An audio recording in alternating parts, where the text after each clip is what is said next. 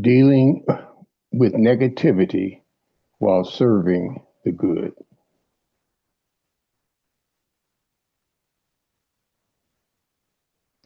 Questions submitted to the elders, 26 April 2026. How do we deal with the negativity we encounter as we strive to live and work for the common good?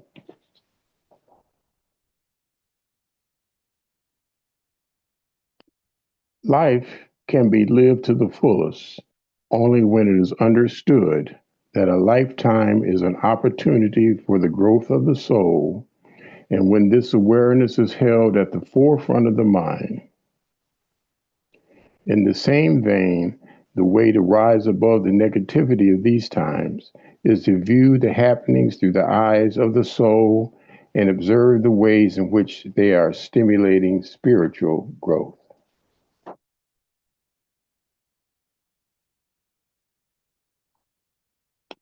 When faced with a personal crisis, conscious souls will ask themselves what the event is trying to teach them. By asking that question, a door opens to greater light, and the assimilation of that light allows for a more productive resolution of the crisis than would otherwise be possible.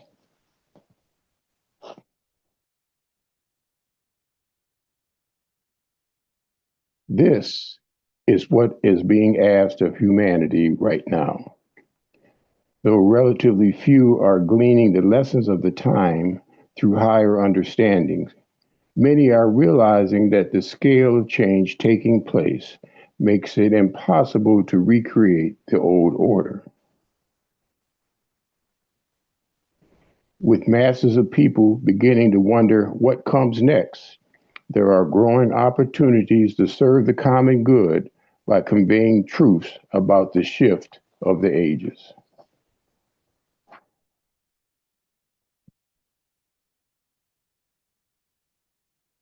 Among the most difficult challenges you face is the impact of relentless negativity upon the emotional body.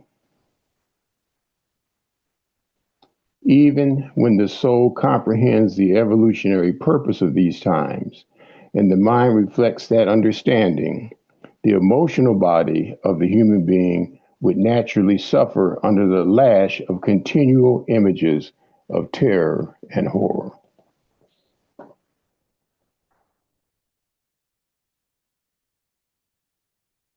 The challenge for those who seek to serve the plan effectively during this crucial period of transition is to find a balance in the daily life between ignoring the news of the world, shutting it off completely, and learning enough to inform yourselves about the ongoing flow of events as they relate to the plan. This takes a high degree of thought as well as an act of will.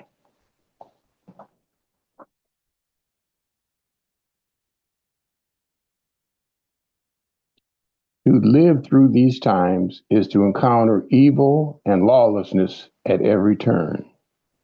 But as you know, this state of affairs is serving as a jackhammer to the seemingly solid state of the old world.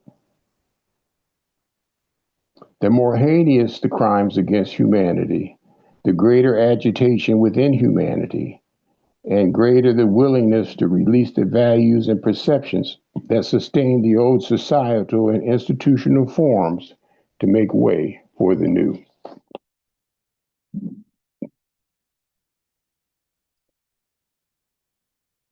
To endure these times emotionally while serving the common good requires focusing on the flowers pushing up through the sidewalk cracks.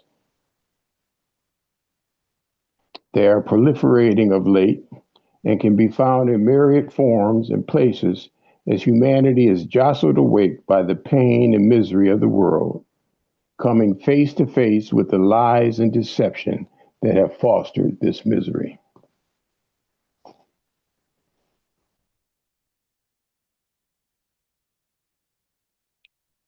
The awakening of the soul of humanity is the most monumentous news of the time, for it heralds a reign of justice to be forged by humanity's higher self. The divine intervention, sought by billions of people through the appearance of a savior, is instead occurring through the arousal of the divinity that has lain dormant in the race until this monumental evolutionary turning point. The fact that this is occurring under the impress of the spiritual hierarchy should suggest to you the nature of the new world.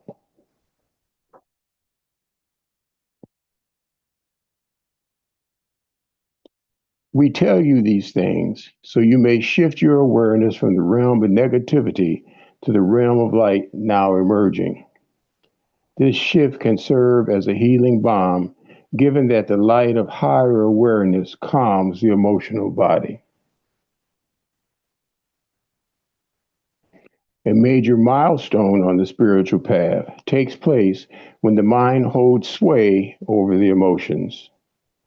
This occurs when the soul becomes conscious enough to perceive the broader scheme of events, whether personal or global, and to understand their underlying purpose.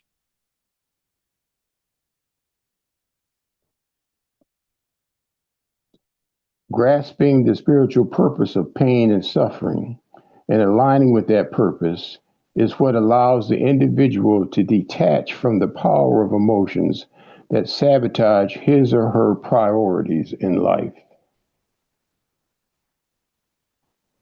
In this case, recognizing the purpose of current world events and how essential they are to the next stage of evolution can release the emotional turmoil caused by unceasingly negative news and clear the mind to focus on what brings solace to the soul, working for the common good.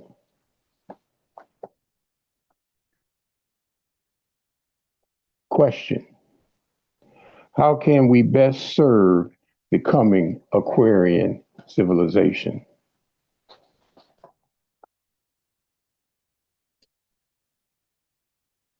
To serve the coming Aquarian civilization most effectively at present is to think, act, and live in the consciousness of this new civilization. You are aware that the Aquarian age will bring the manifestation of a higher stage of human consciousness with the wide scale emergence of the human soul, whose central qualities are brotherhood, universality, connectedness to all dimensions of Earth's life, compassion, and love for the life of our planet.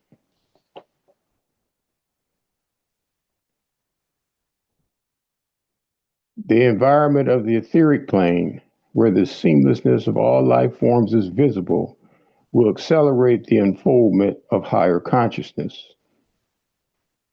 The deepening sense of interconnectedness will generate more acute awareness of the suffering of fellow human beings and thus spur the growth of compassion and empathy. Soul qualities will become the driving force for humanity to eliminate endemic causes of suffering.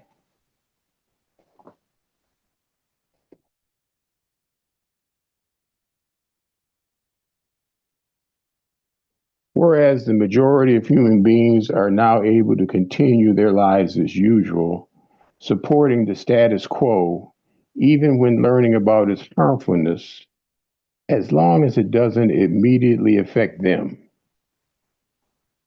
In the future, this will not be possible. The interweaving of human lives into an energy web of shared experience, wherein disease, disequilibrium, despair, conflict, and anger are felt by all, will amplify the need to find solutions to the causes of these disharmonies.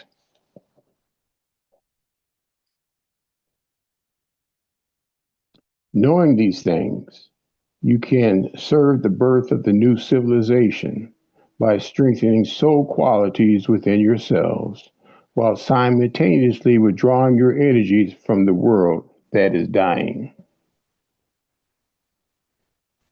See the emerging qualities as the natural consequence of the unfoldment of humanity's soul, the great evolutionary advance that will in every way enlighten the future of the human race. The movement has begun, and you can contribute to it by exerting the will to change your patterns of thought, seeing yourselves as agents of the new world here and now.